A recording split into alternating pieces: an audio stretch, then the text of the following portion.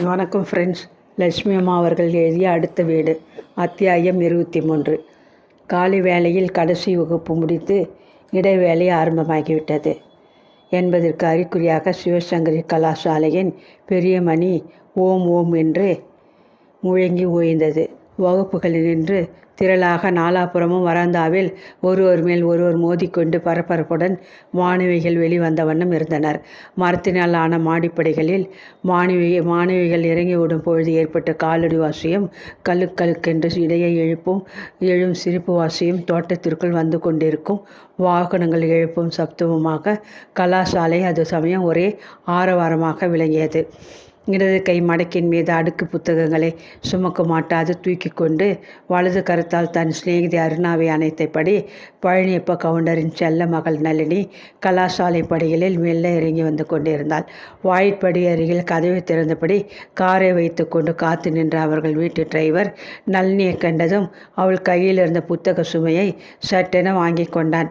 என்ன அருணா, எத்தனை நாள் வருந்தி கூப்பிடுகிறேன்? அப்படி என்றால் இன்றும் வரமாட்டாயா? ஒரு நாளைக்கு என்னுடன் வந்து எங்கள் வீட்டில் சாப்பிடக்கூடாதா என்று மனத்தாங்களுடன் கேட்டாள் நளினி. பெரியம்மா அன்புடன் செய்து கொடுத்து அனுப்பியிருக்கும் டிஃபன் வீணாய் போய்விடுமே, மன்னித்துக்கொள் நளினி என்ற அருணா தினமும் அளிக்கும் பதிலை அன்றும் அளிக்கவே பழனியப்ப கவுண்டரின் செல்வ மகள் பட்டு பாவாடை சலசலக்க காரில் வேகமாக ஏறி உட்கார்ந்து கொண்டாள். அருணா, எனக்கு உன்மேல் ரொம்ப கோபம் ஏற்படுகிறது. ஊரிலிருந்து திரும்பி வந்ததிலிருந்து நீ மிகவும் மாறிவிட்டிருக்கிறாய் என்று கூறிவிட்டு முகத்தை குலுக்கினாள். ஆமாம், இப்பொழுது நான் கலாசாலை மாணவி, அதனால் கர்வம் ஏற்பட்டிருக்கிறது என்று வைத்துக்கொள். சரி, நேரமாகிறது, போய் சாப்பிட்டு விட்டு சீக்கிரம் வா. நேற்று லைப்ரரியிலிருந்து எடுத்து வந்த புத்தகத்தை இன்று படிக்க ஆரம்பிப்போம் என்றாள் அருணா புன்முறுவலுடன். இதற்குள் நளினியின் காரை எடுத்து விட்டு நகரத் தொடங்கவே அருணா சன் சிநேகிதிக்கு கையை அசைத்து போய் வரும்படி ஜாடை செய்துவிட்டு தோட்டத்தின் மறுகொடியை நோக்கி நடந்தாள். வெளிப்புற மதில் சுவர் ஓரமாக பச்சை பாய் விரித்தது போல் செழுமையாக வளர்ந்திருந்த புல்தரை மீது சென்று அமர்ந்து கொண்டாருனா தன் கையில் சுமந்து கொண்டிருந்த சிறு தோல் பெட்டியை திறந்தாள். பெட்டியில் துணியில் பத்திரமாக சுற்றி வைக்கப்பட்டிருந்த சிறிய சீசா ஒன்றை வெளியே எடுத்தாள். சீசாவில் இருந்த நீரில் கையை கழுவிக்கொண்டு சுவரின் மீது சாய்ந்து கொண்டு தன்னை சுற்றிலும் நடக்கும் நிகழ்ச்சிகளை வேடிக்கை பார்த்த வண்ணம் அலுமினிய டப்பாவுக்குள் அடைக்கப்பட்டிருந்த தயிர் சாதத்தை கொஞ்சம் கொஞ்சமாக எடுத்து சாப்பிடலானாள். ஒரு வாய் சாதத்தை வாயில் போட்டு கொண்டதும் அதை விழுங்க சீசாவிலிருந்த ஒரு வாய் தண்ணீரை அவள் பருக வேண்டியிருந்தது. தயிர் என்ற பெயருக்கு ஒரு துளி சாதத்தின் மீது விட்டு பிசைந்து விட்டிருந்தாள் ஜெகதாவின் அரைமை சமையல்காரி. அவசரத்தில் அன்றைய தினம் அவள் சாதத்திற்கு உப்பு போடவும் மறந்து விட்டிருந்தாள். காய்ந்த களிமண் போல் விழுங்க சிரமமாகவும் சுவையற்றதும் இருந்த அந்த தயிர் சாதத்தை ஒருவாறு சாப்பிட்டு முடித்த அருணா சீசாவில் மீதி இருந்த தண்ணீரால் பாத்திரத்தையும் தன் கைகளையும் கழுவிக்கொண்டு பாத்திரத்தை துணியில் சுற்றி பெட்டிக்குள் வைத்து மூடிவிட்டு புத்தகம் ஒன்றை எடுத்து பிரித்து மடி மீது வைத்து கொண்டு படிக்க ஆரம்பித்தாள். புத்தகத்தின் ஏடுகளை அவளது கரங்கள் புரட்டி கொண்டிருந்தன. ஆனால் அவள் மனம் படிப்பில் சிறிதும் நாட்டமுறாது பற்பல எண்ணி சஞ்சலத்தில் மூழ்கி கிடந்தது. புத்தகத்தில் நின்று தலையை நிமித்தி தனக்கு முன் பறந்து கிடந்த கலாசாலையின் பெரிய தோட்டத்தை கவனித்த அருணா ஏக்கத்துடன் பெருமூச்செறிந்தாள்.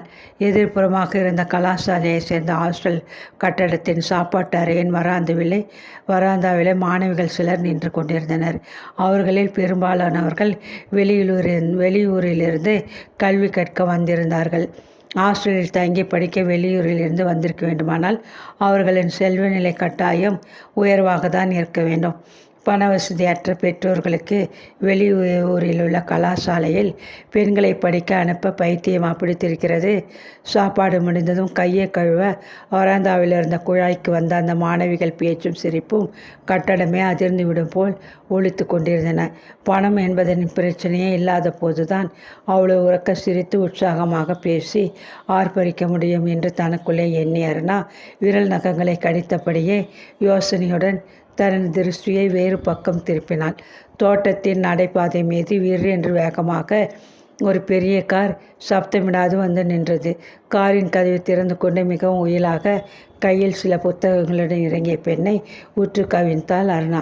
அவளுடைய வகுப்பிலே படிக்கும் மாணவிகளில் ஒருத்திதான் அந்த பெண். காலையில் வகுப்பிற்கு மஞ்சள் நிற பாவாடையும் சிவப்பு தாவணியும் அணிந்து வந்திருந்தாள்.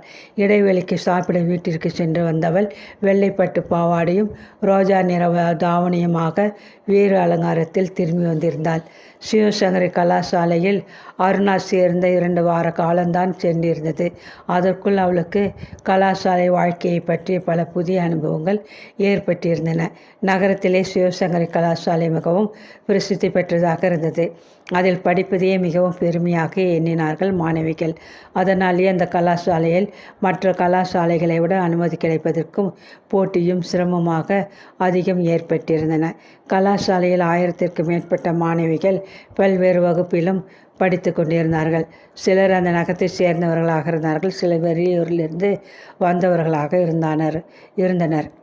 அவர்களில் சிலர் கல்வியினால் வாழ்க்கை துறையில் முன்னேற எண்ணி படிக்க வந்திருந்தனர். சிலர் பெருமைக்காக படிக்க வந்தனர். சிலர் கலாசாலையை ஒரு பொழுதுபோக்கு ஸ்தாபனம் என்று கருதி வந்து சேர்ந்திருந்தனர். ஒரு சிலர் எதற்காக படிக்கிறோம், எண்ணத்திற்காக படிக்கிறோம் என்று ஒருவித கொள்கையுமின்றி பந்தய மைதானத்திலே வெற்றி பெற்ற குதிரைகள் வரிசையில் இந்த குதிரையும் கூட ஓடியது என்ற நிலையில் உள்ள குதிரை போல் கலாசாலையில் படித்தால் என்ற பெயருக்காக படிக்க வந்திருந்தார்கள் வேறு சிலர். தங்கள் வாழ்விலை குறிப்பாக கொண்டிருந்த சில லட்சியங்களுக்காக கல்வி கற்க ஆரம்பித்து இட நெருக்கடியில் தாங்கள் விரும்பிய கல்வியை கற்க இயலாது ஏதாவது ஒரு பாகத்தில் இடம் கிடைத்தால் போதும் என்று கலாசாலைகள் நுழைந்திருந்தார்கள். பெருமைக்கு, ஆசைக்கு, படிப்பிற்கு, வாழ்க்கையில் முன்னேறுவதற்கென்று நாலாவித நோக்கங்களுடன் கல்வி கற்க கூடியிருந்த மாணவரிடையே கல்வியானது ஒற்றுமை உண்டாகாது இருந்ததில் வியப்பே இல்லை. கல்வி கற்பதன் நோக்கத்தில் உள்ள வேறுபாடுகள் வளரும் யுவதிகளின் மனநிலையில் வேறுபாடுகளை உண்டாக்கிவிட்டிருந்ததனால் கல்வியானது அனைவரையும் ஒன்றாக பிணைக்க சக்தியற்றிருந்தது. அதன் பயனாக மாணவிகள் பாஷை, ஜாதி, வகுப்பு, ஊரை சேர்ந்தவர்கள் என்று தங்களுக்குள்ளே பிரிந்து மற்றவர்களுடன் ஒன்று கலந்து உறவாடாது ஒதுங்கி போய் கொண்டிருந்தனர். ஜாதியும் மதமும் ஊர்களும் மாணவிகளை பிரிப்பது போதாது போல் சில சமயங்களில் அந்தஸ்தும் குறுக்கிட்டு அவர்களை ஒன்று கூடி நண்பர்களாக்காது தடுத்தது என்றால் மிக இல்லை. காலையில் ஒரு உடையும் மாலையில் ஒரு அலங்காரமுமாக விதவிதமான வாகனங்களில் வந்து கலாசாலைக்கு இறங்கிய நகரத்து செல்வ சீமான்களின் அருமை புத்திரிகள் தங்கள் அந்தஸ்திற்கு சம்மதியற்ற அருணா போன்ற பெண்களுடன் கூடி பேசி நட்பு பாராட்டு விரும்பாது முகவாயை நிமர்த்தி கொண்டு புருவங்களை வளைத்து ஆகாயத்தை பார்த்த வண்ணம் தனி உலகிலே சஞ்சரித்து கொண்டிருந்தனர். கலாசாலையில் வந்து சேர்ந்த சில தினங்களில் அருணாவிற்கு மாணவிகளின் தராதரமும் அவர்களது மனப்போக்கும் நன்றாக புரிந்துவிட்டது. தன்னுடன் வலிய வந்து பேசி நட்புரிமை பாராட்டிய சக மாணவிகளிடம் அவள் அன்பாகவே நடந்து கொண்டாள். தங்கள் அந்தஸ்தையும் அழகையும் எண்ணி கர்வப்பட்டு ஒதுங்கி சென்ற பெண்களிடம் அவள் வலியை சென்று நட்பு பாராட்ட விரும்பவில்லை. வகுப்பு தோழிகளில் சிலருடன் அவள் கலந்து உருவாடிய போதிலும் நளினிய ஒருத்தியை தான் அவள் தன் உயிர் தோழியாக எண்ணிட அவள் சிநேகிதத்துக்கு தான் மதிப்பு கொடுத்து போற்றி வந்தாள். வேடிக்கை பார்ப்பதை விட்டு புத்தகத்தின் மீது அருணா தன் பார்வையை திருப்பினாள். வேகமாக திருப்பும்போது புத்தகத்தின் நின்று ஏடுகள் சீவல் கையில் கழன்று வந்துவிட்டன.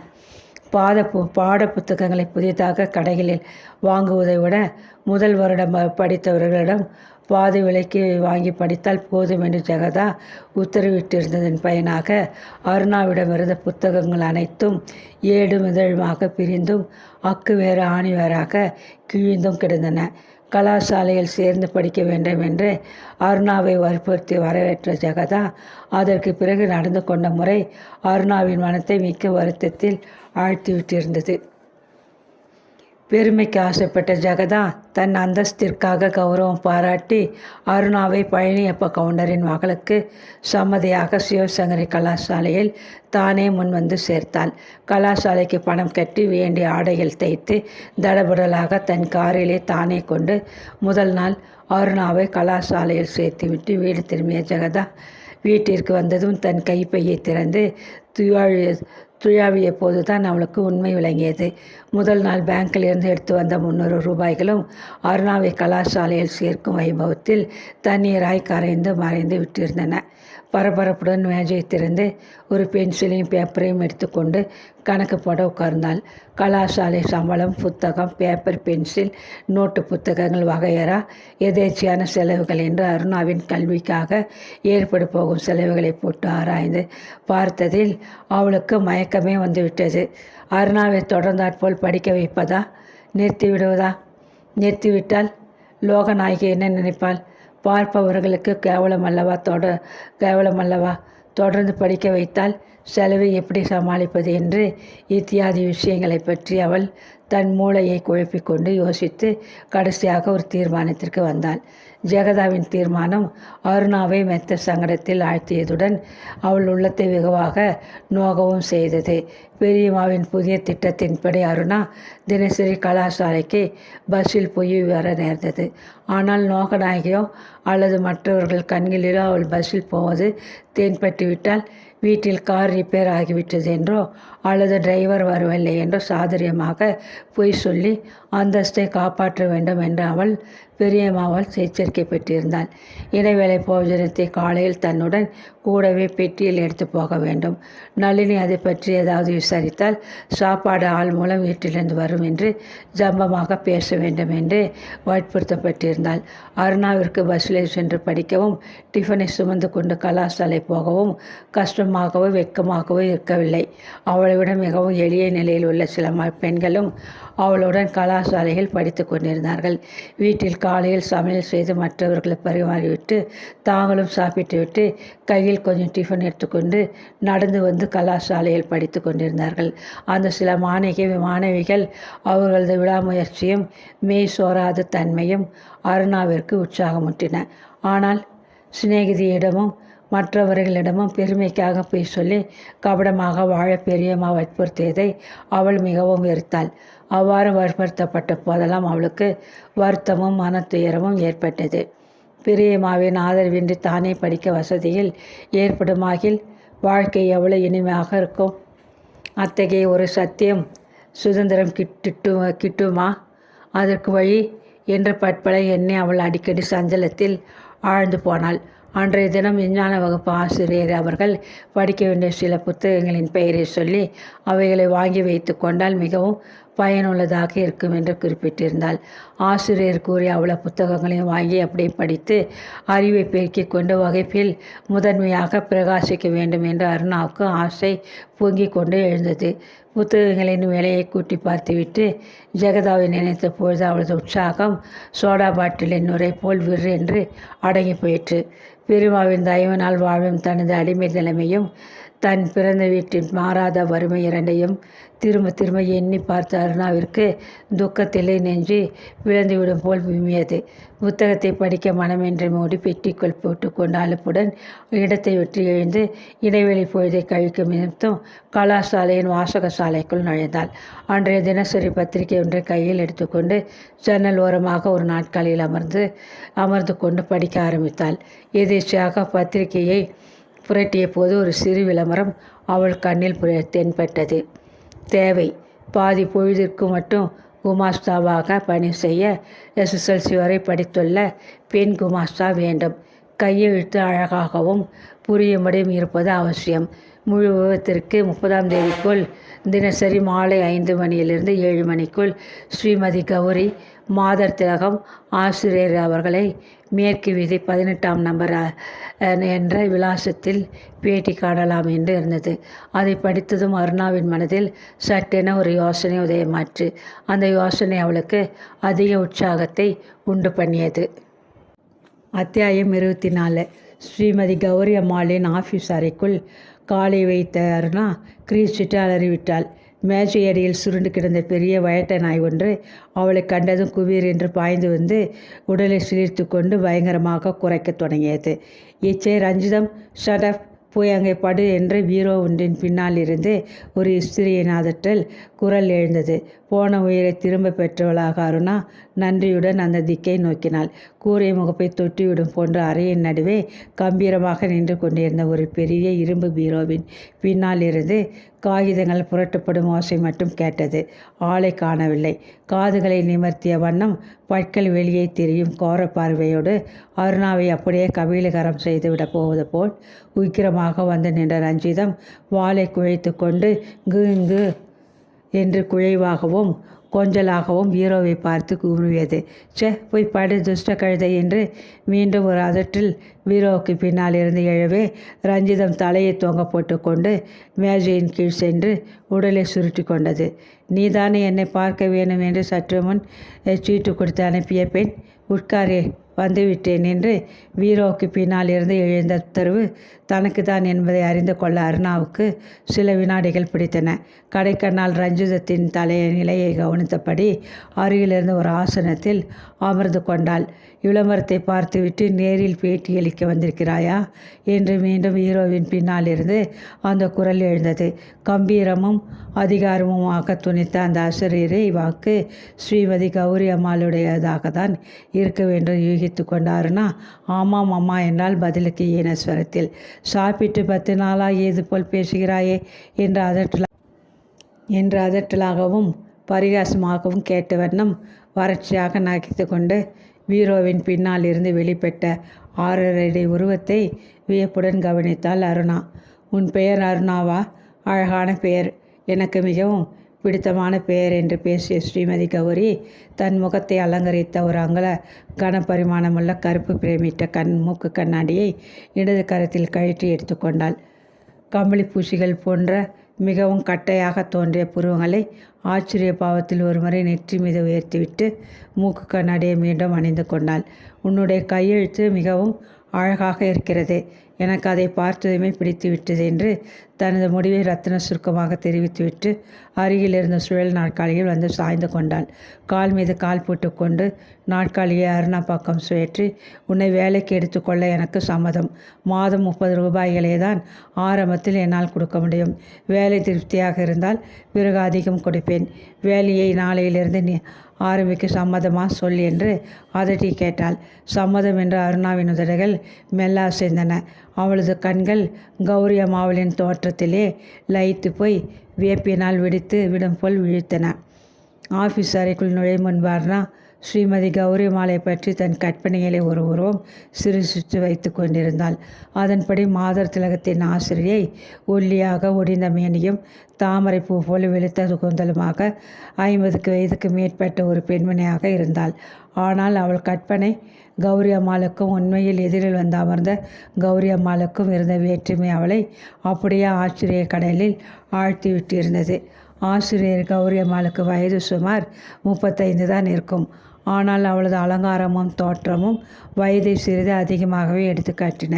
தனது ஆடை விஷயத்தில் ஸ்திரீகள் சாதாரணமாக எடுத்துக்கொள்ளும் கவனம் அந்த அம்மாளிடம் காணப்படவில்லை. அதற்கு பதில் வேண்டுமென்றே மேற்கொண்ட ஒரு அசட்டை மனோபாவம்தான் பிரதிபலித்தது. முழங்கை வரை தைத்து வெள்ளை ரவிக்கியும் 10 வருஷங்களுக்கு முன் நாகரிகமாக தெரிந்த லுங்கி கட்டமிட்ட பழுப்பு வர்ண சேலையும் அவள் உடுத்திருந்தாள். காதிலோ மூக்கிலோ கழுத்திலோ எந்த விதமான ஆபரணமும் காணப்படவில்லை.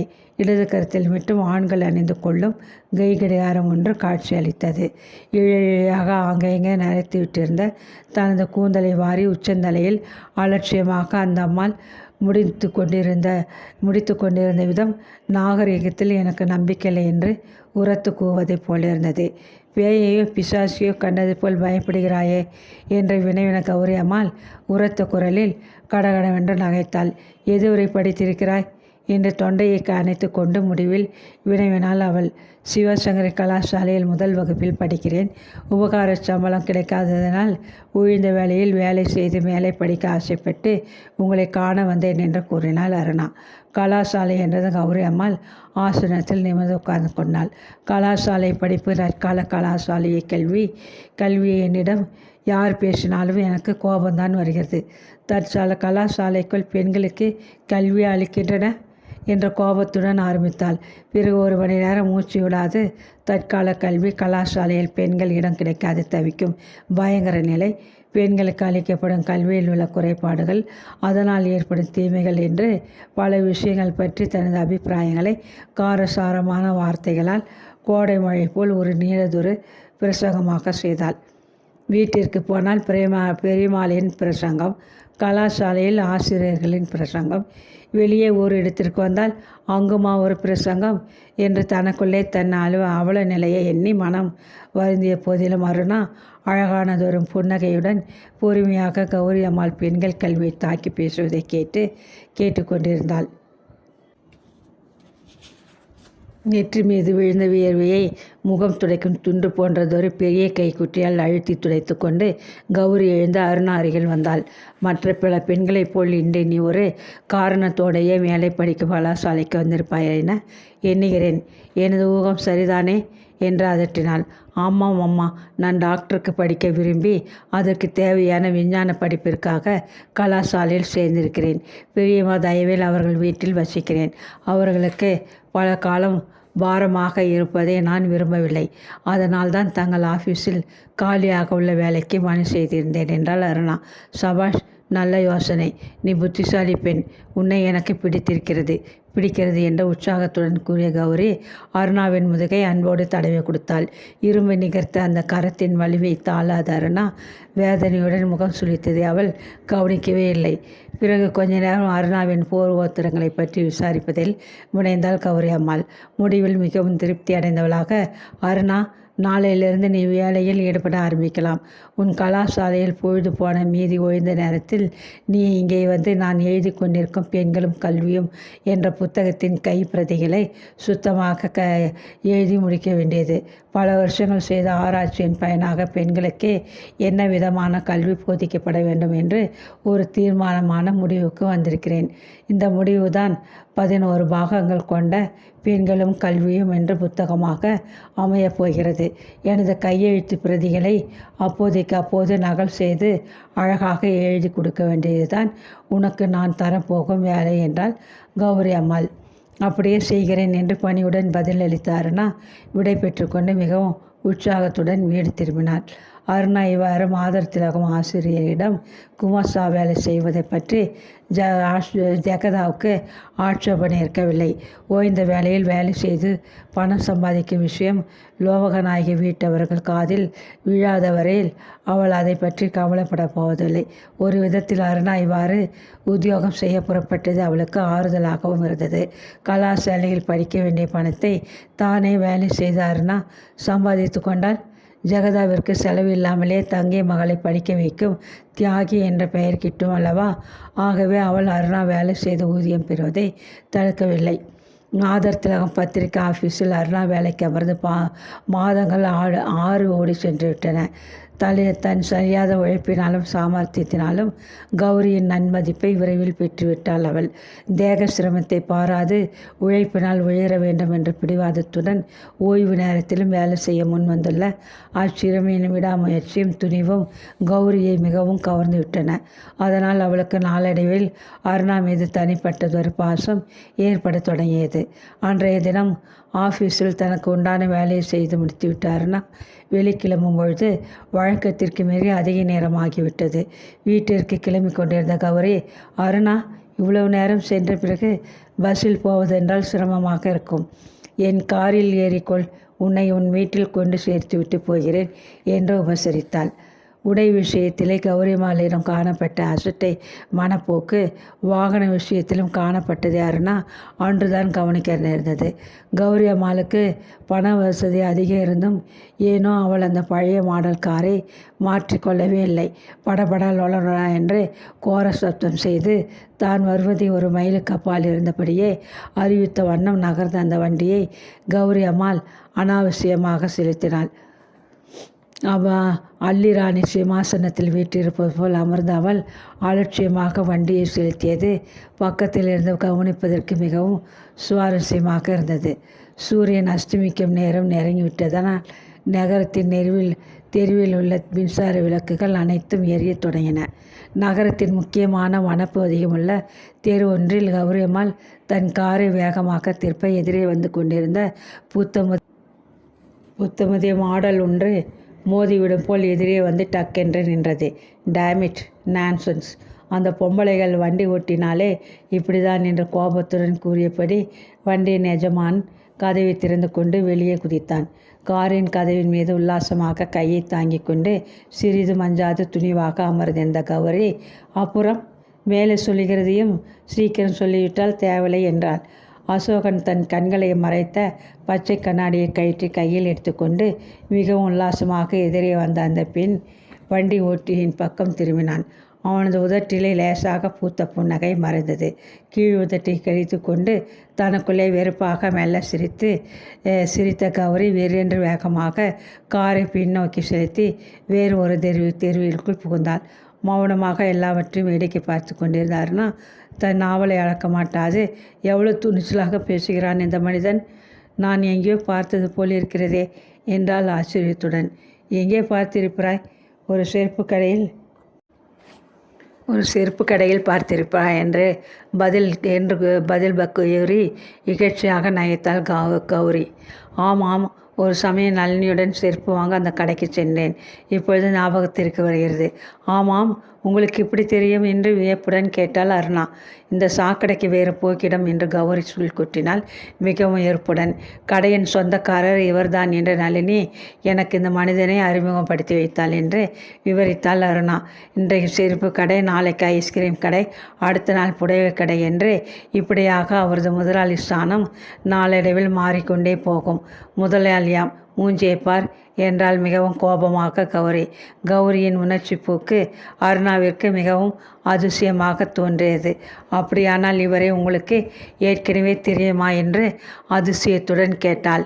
இவனையா? எனக்கா?